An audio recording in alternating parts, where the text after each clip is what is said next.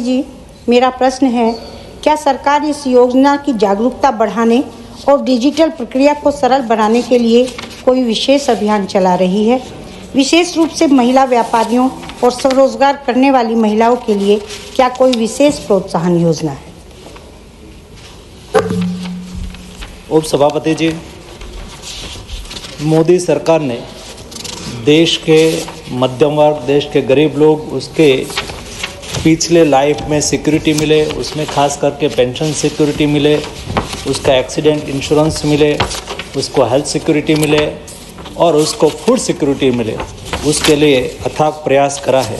और ये प्रयास का परिणाम और नतीजा ये है कि आज देश में 920 मिलियन यानी कि 92 करोड़ लोग, यानी कि देश के कुल पॉपुलेशन का 65% पॉपुलेशन जो कोई न कोई एक या एक से अधिक उसको कोई सिक्योरिटी मिली है। ये सोशल सिक्योरिटी के लाभ सामान्यतः 1919 से 3 प्रकार की योजना चालू करी गई थी। उसमें से प्रधानमंत्री श्रम योगी मानधन और नेशनल प्रधानमंत्री छोटे व्यापारियों के लिए सहाय योजना के तहत ये योजना का लाभ देश के छोटे व्यापारी या तो छोटे तबके के लोगों को मिलता है। ये योजना के तहत देश में आज तक कुल मिला के 60 लाख लोगों ने ये योजना में हिस्सा लिया है। ये योजना का प्रारूप है उप सभापति जी, जितना पैसा एक 18 एज से 14 एज तक वो जितना कंट्रीब्यूशन देता है, इतना ही कंट्रीब्यूशन सरकार की ओर से दिया जाता है और उसका लाभ लेके 60 साल के बाद उसको 3000 का एश्योर्ड पेंशन दिया जाता है।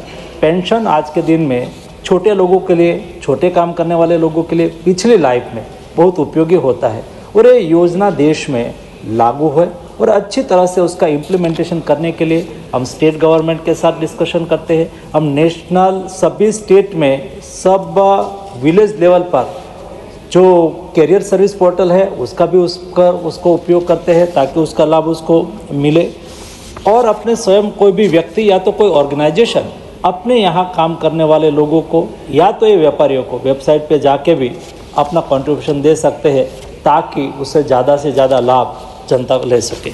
सेकंड सप्लीमेंट्री, डॉक्टर कल्पना सैनी जी। क्या सरकार इस योजना की पहुंच बढ़ाने के लिए हेल्पलाइन, शिविर, प्रशिक्षण कार्यक्रम या अन्य कोई विशेष पहल करने पर विचार कर रही है? यदि हाँ, तो तत्संबंधी विवरण क्या है? सदस्य ने जो प्रश्न पूछा है, ये योजना का एक्सपेंशन हो, ये योजना का ज़्यादा से ज़्यादा लोगों को लाभ मिले और उसकी पहुंच बढ़े, उसके लिए नंबर ऑफ टाइप के प्रशिक्षण वर्ग भी चलाया जाता है। डिजिटली भी हम प्रयास करते हैं और डिजिटली अवेयरनेस का कार्यक्रम भी चलाते हैं। अलग अलग टाइप के एडवर्टाइजमेंट की ओर से भी इस योजना का प्रचार प्रसार करते हैं ताकि लोग इस योजना के साथ जुड़ के उसका महत्तम से महत्तम लाभ ले सके। धन्यवाद। माननीय Ramji Lal Suman, third supplementary, not present. माननीय श्री अशोक कुमार मित्तल, नॉट प्रेजेंट।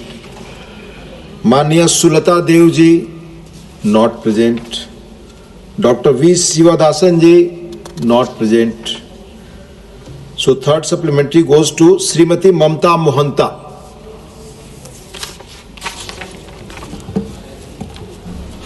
धन्यवाद माननीय उपसभापति महोदय।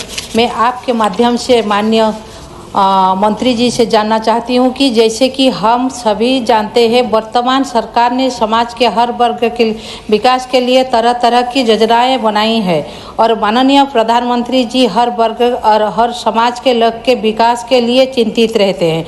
क्या राष्ट्रीय पेंशन स्कीम में बुजुर्ग और दिव्यांग व्यक्तियों के लिए कोई व्यवस्था की गई है और उड़ीसा राज्य में इस राष्ट्रीय पेंशन स्कीम को बढ़ावा देने के लिए क्या कदम उठाए हैं? धन्यवाद।